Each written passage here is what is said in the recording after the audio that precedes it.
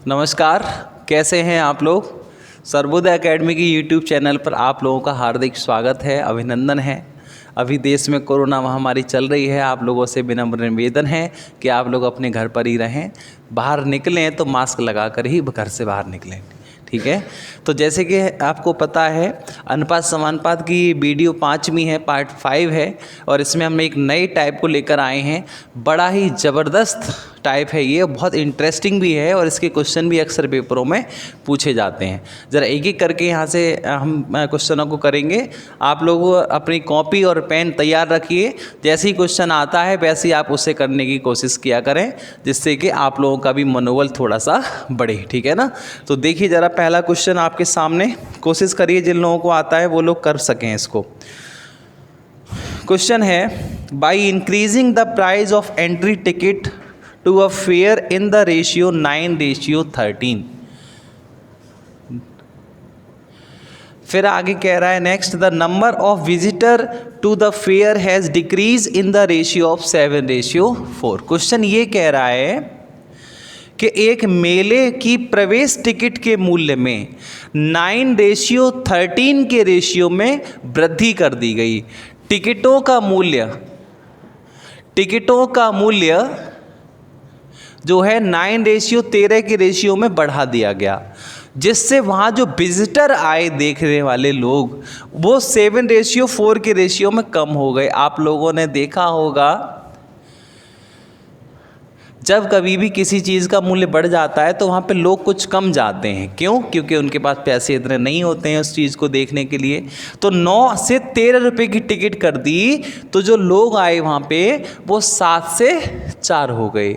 इसका मतलब ये क्वेश्चन फिर आगे कह रहा है कि बताइए कि इस प्रकार के कुल संकलन में किस अनुपात में वृद्धि या कमी हुई। जैसे एक मेले की कमेटी थी, उस कमेटी ने मतलब सोचा, या कोई सर्कस वाला था, कोई मतलब जो है कि झूला वाला था, उसने सोचा कि मैं आज टिकट ले रहा हूँ 9 रुपये की एक, मैं इसको बढ़ा के कर दे रहा हूँ 13 रुपये की एक, मुझे पता नहीं आ रहा है, मैं 13 रुपये की एक टिकट के हिसाब से बेचूंगा। तो वहाँ पे जो लोग फिर उसके पास गए ना, वो 7 से 4 रह गए। 7 लोग पहले जाते थे, 9 रुपये की टिकट थी तब, लेकिन अब 4 ही लोग गए।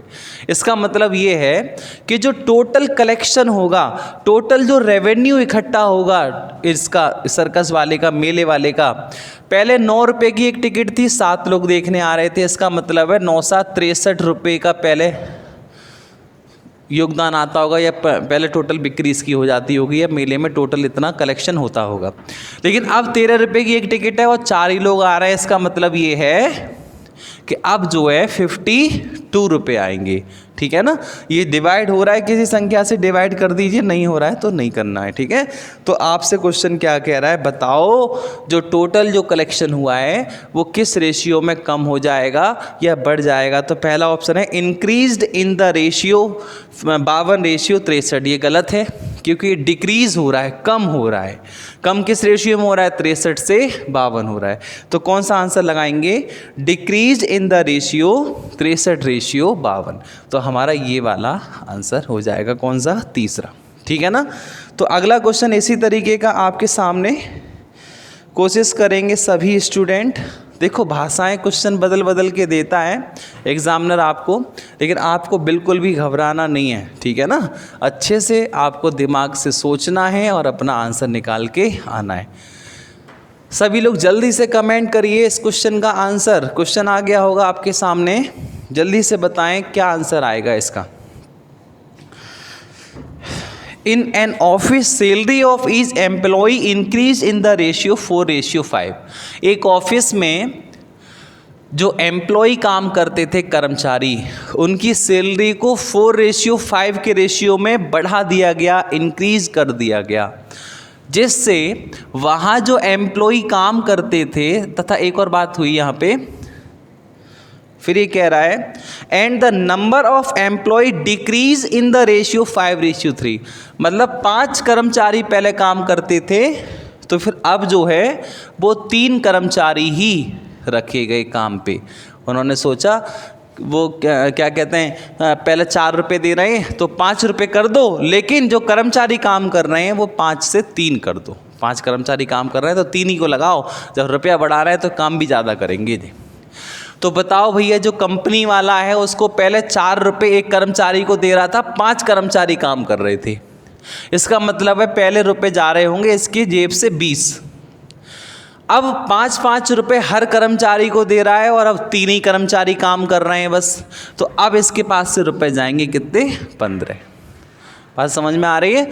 इसका मतलब ये हुआ कि इसको जो इनको सैलरी देनी पड़ रही है कर्मचारियों को, वो 4:3 के रेशियो में कम हो जाएगी, है ना। पहले 4,000 देता होगा सब लोगों को मिला के, या 40,000 या 4 लाख या कितने भी, उसी रेशियो में अब ये उतने ही हो जाएंगे 3 के रेशियो में, ठीक है ना। तो यहाँ पे क्वेश्चन कह रहा है कि बताइए कंपनी को 60,000 रुपये की बचत हुई तो वेतन पर प्रारंभिक खर्च कितना था। तो 60,000 रुपये की बचत हुई, इसका मतलब यही तो है कि पहले 4 देता था अब 3 दे रहा है, तो ये जो 1 रुपये की बचत है यही 60,000 के इक्वल है। तो ये कह रहा है पहले कितना खर्च होता था कंपनी को इन कर्मचारियों को सैलरी देने में, तो 60,000 × 4, हमारा आंसर आ जाएगा 2,40,000, ठीक है ना। तो 2,40,000 कितना, कौन सा ऑप्शन होगा? दूसरा ऑप्शन, ठीक है। तो इस प्रकार के जितने भी क्वेश्चन आए आप लोग सॉल्व कर लेना। कुछ स्टूडेंट अगर जो नहीं समझ पाते हैं ऐसे क्वेश्चनों को, वो वीडियो को पीछे करके दोबारा से देख लिया करो। 1 बार नहीं, 4 बार 5 बार, जितनी बार समझ में नहीं आए उतनी बार इसको समझने की कोशिश किया करो, ठीक है। नेक्स्ट आगे बढ़ते हैं अगले क्वेश्चनों की ओर। ये सेम क्वेश्चन इसी तरीके का एक और है आपके सामने, जल्दी से मुझे आंसर बताइए। एक कार्यालय में प्रत्येक कर्मचारी के वेतन में 2:3 के रेशियो में वृद्धि कर दी गई। जो सैलरी थी वो 2:3 के रेशियो में इंक्रीज कर दी गई, लेकिन तथा कुल वेतन के खर्च में 5:3 के अनुपात में कमी हो गई, ठीक है। कुल वेतन के खर्च में 5:3 के अनुपात में कमी हो गई। तो बताइए कर्मचारियों की संख्या पर क्या प्रभाव पड़ा। कर्मचारियों की संख्या में 3 क्वेश्चन है इसमें। पहला क्वेश्चन है कर्मचारियों की संख्या पर क्या प्रभाव पड़ा, कर्मचारियों की संख्या में कितने प्रतिशत की वृद्धि या कमी हुई, यदि प्रारंभिक 80 कर्मचारी थे तो वर्तमान में कर्मचारी कितने हो गए। सबसे पहले तो आप ये बताओ कि ये वाला क्वेश्चन और जो पिछले वाला कर्मचारी वाला क्वेश्चन था उसमें आपको कुछ अंतर नज़र आ रहा है या फिर सेम ही बिल्कुल लग रहा है क्वेश्चन? अंतर है ना। क्या अंतर है? देखो अंतर ये है कि ये तो है वेतन, जो पिछले क्वेश्चन में भी दिया था कि एक कंपनी ने अपने कर्मचारियों का वेतन 4:5 के अनुपात में बढ़ा दिया, तथा उसमें लिखा था तथा कर्मचारियों की संख्या 5:3 के अनुपात में कम कर दी। लेकिन यहाँ ऐसा नहीं है। यहाँ कह रहा है कि मूल वेतन पर, वहाँ पे पूछा गया था बताओ मूल वेतन पर क्या प्रभाव पड़ेगा जो उसको सैलरी दी जा रही है कंपनी की ओर से सभी कर्मचारियों को, और यहाँ पे ये चीज़ दे रखी है, वहाँ ये चीज़ पूछी थी। तो यहाँ ये चीज़ दे रखी है कि बताइए कुल वेतन के खर्च में 5:3 के अनुपात में कमी आ गई, और यहाँ पे जो नंबर ऑफ जो एम्प्लॉई हैं कर्मचारियों की संख्या ये हमसे पूछी गई है। आप बात को ध्यान से गहराई समझा करो। एग्जामिनर आपकी कमजोरी जानता है, आप लोग चीज़ें रटने की कोशिश करते हो, और जहाँ पे रटने की बात आ जाती है मैथ में, याद रखो वहीं हमें फंसना है। एग्जामिनर तुम्हें फंसाएगा ज़रूर, ठीक है। तो इस बार कर्मचारियों की संख्या पूछी गई। पिछले क्वेश्चन को वीडियो पीछे करके आप देख लेना, उसमें कर्मचारियों की वेतन पहले बढ़ाया घटाया, उसके बाद कर्मचारियों की संख्या दे रखी थी और ये पूछा था बताओ इसके मूल वेतन पर क्या प्रभाव पड़ेगा, या मूल जो टोटल इसका खर्चा होता है कर्मचारियों पर वो क्या प्रभाव पड़ेगा उस पर। इस बार ये चीज़ दे रखी है, ये चीज़ आपसे पूछी गई है। तो आपको ऐसे क्वेश्चनों में क्या करना है, तो देखो कुछ नहीं करना है। बताओ ये बताओ, ये इसका इसमें मल्टीप्लाई तो हुआ था अभी थोड़ी देर पहले आपने किया, पिछला क्वेश्चन इन दोनों का मल्टीप्लाई 5 आया था, इन दोनों का मल्टीप्लाई 3 आया था। तो आपको पता है यहाँ तो 1 होगा क्योंकि 3 × 1 3 होते हैं, ठीक है। यहाँ पे कितना होगा, तो ये 2.5 होगा। अगर आप इसको पॉइंट में नहीं करना चाहते हो तो आप इसको ऐसे बना लो 50 30, या दूने दूने कर लो, 5 3 को 10 6 कर लो, ये समझ में आ गई बात आपको खूब अच्छे से। 5:3 को 10:6 कर लो, क्योंकि 10:6 का भी 2 से जब हम काटेंगे तो 5 अनुपात को कभी भी आप चेंज कर सकते हैं, बिल्कुल घबराने की आवश्यकता आपको नहीं है। तो 2 से कितनी बार गुणा करें? 10 आता है 5 बार, और 3 का कितनी बार गुणा करें? 6 आता है तो 2 बार। मतलब कर्मचारियों की संख्या में 5:2 के रेशियो में कमी आ गई थी। तो पहला क्वेश्चन आपसे पूछा है कि बताइए कर्मचारियों की संख्या पर क्या प्रभाव पड़ा, तो आप आंसर दे सकते हो 5:2 के अनुपात में कमी आ गई थी। तो कौन सा ऑप्शन हो जाएगा?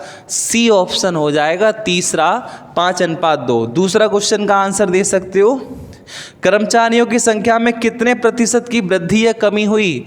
तो 5 से 3 हो गए कर्मचारी, इसका मतलब है कि 3 की कमी हुई 5 से इंटू 100, इसका मतलब है कि 60% की कमी हुई। अभी भी कौन सा ऑप्शन है? तीसरा। जब तीसरा ही ऑप्शन एक ही में 60% है तो वही वाला आंसर हमारा सही हो जाएगा।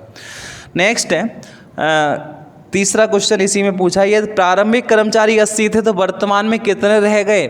तो बताओ, ये जो 5 है ना, 5 यही तो 80 हैं। तो 5 जब 80 हैं, ये सेकंड क्वेश्चन है, याद रखना, ये थर्ड क्वेश्चन है, और फर्स्ट क्वेश्चन तो यही वाला है 5:2। जब 5 80 हैं तो एक कितना? 16, 5 से डिवाइड देंगे 80 में 16, और 16 इंटू 2, तो 2 बराबर 32। तो 32 रह गए साहब।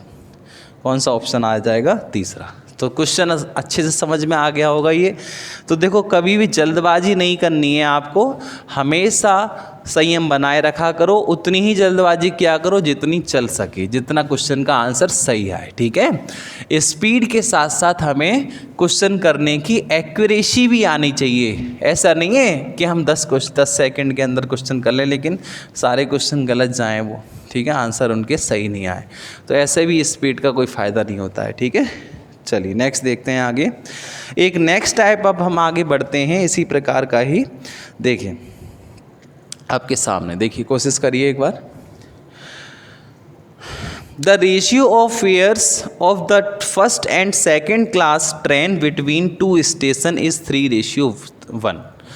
ये कह रहा है कि दो ट्रेन मतलब 2 श्रेणी की ट्रेन है, एक पहली श्रेणी है, एक दूसरी, एक फर्स्ट है, एक सेकंड। प्रथम श्रेणी एंड सेकंड श्रेणी, ठीक है, first class and second class का जो किराया है, किराया होता है ना, जब आप कहीं जाते हैं तो किराया होता है ना किसी भी चीज़ का, तो जो किराया है पहली और दूसरी श्रेणी की ट्रेनों के बीच का, उनमें जो रेशियो है वो 3:1 है। तथा उनमें जो सफ़र कर रहे यात्री हैं, ठीक है ना, कह रखा है and that of the number of passenger travelling between the 2 station by first and second classes is 1:50। उनमें जो सफ़र कर रहे हैं यात्री, उनकी जो संख्या है वो 1:50 के रेशियो में है। उसमें जो पैसेंजर हैं, जो यात्री हैं सफ़र करने वाले, वो 1:50 के रेशियो में उसमें सफ़र कर रहे हैं, ठीक है ना। तो इसका मतलब है कि 3 रुपये की टिकट आ रही है और एक यात्री सफ़र कर रहा है फर्स्ट क्लास में, वहीं उसी जगह सेकंड क्लास में 1 रुपये की टिकट है उसके कंपैरिजन, लेकिन वहाँ 50 यात्री सफ़र कर रहे हैं। तो आपको पता है उस स्टेशन पर एक दिन में जो फर्स्ट क्लास से किराया जो कलेक्ट होगा टोटल, वो होगा 3:1, क्योंकि 3 रुपये की टिकट है, एक यात्री सफ़र कर रहा है तो 3 × 1 3, और 1 रुपये की टिकट में 50 यात्री सफ़र कर रहे हैं, इसका मतलब वहाँ पे कलेक्शन होगा 50 रुपये का।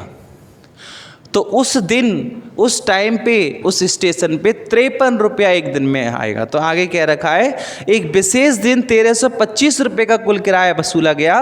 तो बताइए द्वितीय श्रेणी के यात्रियों से कुल किराया कितना वसूला गया? तो बताइए 50 और 3 53, 53 बराबर ही हमें कितना दे रखा है? 1325। तो 1 बराबर कितना हो जाएगा? तो हम इसको डिवाइड दे देंगे, ठीक है, ये 25 बार कट जाएगा, डिवाइड दे लो एक बार, 53 दूनी 106, 53 पंजे सही, 25 बार। तो आपसे क्वेश्चन कह रहा है द्वितीय श्रेणी से बताइए, तो 25 × 50 कितने हो गए? 25 पंजे 125, 1250। तो 1250 रुपये हमारा आंसर आ जाएगा। ठीक है, पहली श्रेणी वाले यात्रियों से कुल किराया कितना इकट्ठा हुआ होगा, अगर ये वाला क्वेश्चन पूछ रहा है तो 25 × 3 75 हमारा आंसर आएगा। ठीक है ना, तो फटाफट से कमेंट किया करो। नेक्स्ट क्वेश्चन आने के लिए तैयार है, तैयार हो जाओ फटाफट से, जल्दी से अपनी कॉपी पेन लेकर और जल्दी से आंसर देना है। देखते हैं सबसे पहले आंसर किसका आता है। मैं सभी स्टूडेंट का कमेंट पढ़ता हूँ, वीडियो ख़त्म होने के बाद पहले भी बीच बीच में भी पढ़ लेता हूँ। तो आप सब लोग ज़रूर कमेंट किया करो, क्वेश्चन जब आ जाए तो क्वेश्चन जो है आप लोग करके ज़रूर उसमें कमेंट किया करें, जिससे कि मुझे पता चले कि कौन कौन सा स्टूडेंट आंसर दे रहा है और कौन कौन सा आंसर नहीं दे रहा है। याद रखना कमेंट ज़रूर करना है, नहीं तो फिर दिक्कत हो जाएगी तुम्हारे लिए। नेक्स्ट क्वेश्चन इसी तरीके का एक और आपके सामने, कोशिश करिए इसको करने की। देखिए जल्दी से आंसर दीजिए, पहले नंबर तो क्या आंसर आएगा आपका, जल्दी से आंसर दें। 2 स्टेशनों के बीच फर्स्ट एंड सेकंड क्लास के किराए का रेशियो दे रखा है इस क्वेश्चन में भी। ठीक है, यहाँ पे भी कह रखा है 3:1 और इनके यात्रियों की संख्या का रेशियो पर सेम क्वेश्चन है बिल्कुल। तो 3 × 1 3 रुपये यहाँ से कलेक्ट होंगे, 50 × 1 50 रुपये यहाँ से कलेक्ट होंगे, तो 50। अच्छा, फिर ये कह रखा है यदि द्वितीय श्रेणी के यात्रियों से कुल 12,500 रुपये आए हों तो दोनों श्रेणियों से कुल कितने आए होंगे। तो दूसरी श्रेणी के ही बस 50 ही लगाने हैं आपको 12,500 के इक्वल, क्योंकि यहाँ जो किराया दे रखा है वो द्वितीय श्रेणी का ही सिर्फ दे रखा है इसलिए। तो 1 बराबर 12,500 बट्टे 50 इंटू दोनों का टोटल पूछ रहा है, तो 50 और 3 53 का यहाँ पे इंटू कर दो। ठीक है, इन दोनों का मल्टीप्लाई कर लो, 25 × 75 13,250 आपका आंसर आ जाएगा। पहला ही ऑप्शन आपका सही है। ठीक है, तो इस प्रकार के क्वेश्चन जब कोई भी आया करें तो आप लोग इसको सॉल्व कर लेना। ठीक है, एक और अच्छा है, इसका लेवल थोड़ा सा अगर ज़्यादा करें ने तो एक क्वेश्चन आपके सामने, जल्दी से कोशिश करिए जो स्टूडेंट कर सकें इस क्वेश्चन को, और जो नहीं कर पाएँ वो इसको देखें। ठीक है, अगला क्वेश्चन आपके सामने आ गया होगा, कोशिश करिए इसको करने की।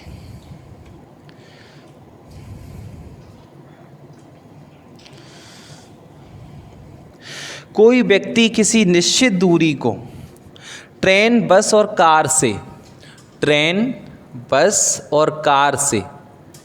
तय करता है, और ये कितनी दूरी तय करता है। तो साहब डिस्टेंस हमको दे रखा है कि ये कितनी दूरी इनसे तय करता है। ट्रेन से 6 किलोमीटर मतलब हम एक रेशियो में मान सकते हैं, और 6:4:3 के रेशियो में ये 3 चीज़ों से, ये 3 तरह की दूरियां तय करता है। ठीक है, कुछ दूरी ट्रेन से 6 के रेशियो में, कुछ दूरी बस से, कुछ दूरी कार से।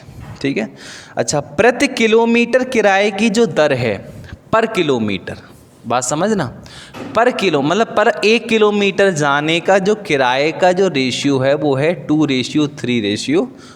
इसका मतलब नहीं समझे आप। जैसे आप कभी टैक्सी करते हैं, ऑटो करते हैं, तो वहाँ वो करता है टैक्सी वाला, या कहता है बुकिंग पे करते हैं जब, कि 10 रुपये पर किलोमीटर लूँगा। इसका मतलब है आप अगर 100 किलोमीटर गए तो 10 रुपये के हिसाब से कितने रुपये हो गए, उसके 1000 रुपये हो गए। सेम इसी तरीके से ये है, जो उसने ट्रेन से यात्रा की ना, उसका पर किलोमीटर उसका किराया 2 रुपये के हिसाब से पड़ा। जब उसने बस से यात्रा की तो पर किलोमीटर 3, और कार से यात्रा की तो पर किलोमीटर 6। तो बताओ 6 किलोमीटर दूरी चली है उसने ट्रेन से, और हर किलोमीटर पे 2-2 रुपये देने पड़े उसको ट्रेन के लिए। इसका मतलब है क्या रुपये देने पड़े होंगे ट्रेन के लिए उसको? 12 रुपये। बस के लिए क्या रुपये देने पड़े होंगे? 12 रुपये। कार के लिए कितने रुपये देने? 3 किलोमीटर चला है जबकि, और सबसे ज़्यादा यहीं जाके इसके रुपये गए 18 रुपये। ठीक है, तो इस रेशियो में इसको अपना रेंट चुकाना पड़ेगा, कुल किराया इसको देना पड़ेगा। ठीक है, तो ये क्या कह रहा है आगे, तथा किराए के रूप में कुल 8400 रुपये खर्च हुए, तो किराए का मतलब कार का किराया बताओ। आप चाहें तो इसको सॉल्व भी छोटा भी कर सकते हैं, 6 से काट दीजिए 2 बार, कोई दिक्कत नहीं है यहाँ पे, ठीक है। 3 और 2 5 और 2 7, 7 बराबर 8400, 1 बराबर 12 और 1200 इंटू किसका पूछ रहा है, कार वाले का, तो 1200 इंटू 3 आप आंसर दे देना, कितना आ जाएगा 3600। तो 3600 रुपये इसको कार के लिए रेंट चुकाना पड़ेगा, ठीक है। कर लेंगे आप ऐसे क्वेश्चन सभी लोग, एक बार कमेंट करके बताएं, यस करें। अगर कर लेंगे ऐसे क्वेश्चन तो यस करके दिखाएं जल्दी से, फटाफट यस करें, जल्दी से यस करें। जो स्टूडेंट क्वेश्चन ऐसे कर लेंगे, ऐसे क्वेश्चन कभी भी आए तो आप लोग कर लेंगे, यस करें जल्दी से।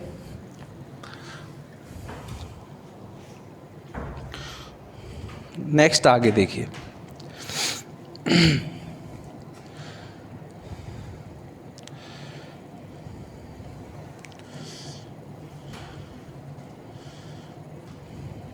देखिए एक टाइप और है आज की वीडियो में, फिर आगे कल बात करेंगे। इस प्रकार के क्वेश्चन आपने देखे होंगे पेपरों में आते हुए। देखिए, टॉम जेरी का पीछा कर रही है, उसी समय टॉम 8 कूद लगाती है तो जेरी 6 कूदें लगाती है। टॉम है और जेरी है, ठीक है, टॉम और जेरी दो हैं, ये दोनों टॉम जेरी का पीछा कर रही है।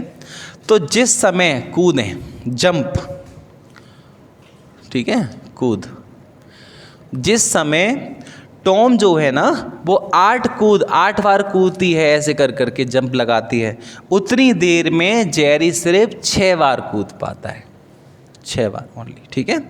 परंतु टॉम जितनी दूरी 7 कूद में तय कर लेती, सबके नीचे दूरी यहाँ लिख दीजिए आप, जितनी दूरी 7 कदम में ये तय कर लेती है ना, उतनी दूरी वो 5 में ही कर लेता है। बात समझने की कोशिश करिए, मतलब उसकी जंप लगाने की स्पीड तो तेज है टॉम की, ये 6 जंप लगा पाती है उतनी देर में वो 8 लगा लेता है, लेकिन ये जितनी दूरी 5 कदम में ही तय कर लेता है ना, इसकी कदम जंप लंबी है, तो जितनी दूरी ये 5 कदम में तय कर लेता है उतनी वो 7 कदम में तय कर पाती है। इसका मतलब है दोनों की जो स्पीड आएगी, चालें, याद रखना ऐसा क्वेश्चन कभी भी आए एक दूसरे के नीचे लिख के आपको इनका क्रॉस मल्टीप्लाई कर देना है। 5 8 40, ऐसे ही यहाँ पे 7 × 6 42, 2 से डिवाइड दे दो तो 20:21 के रेशियो में इनकी स्पीड आएगी, ठीक है, 20:21, ठीक है। तो कभी भी ऐसा क्वेश्चन अगर आता है तो आप इस तरीके से इसको सॉल्व करना, ठीक है।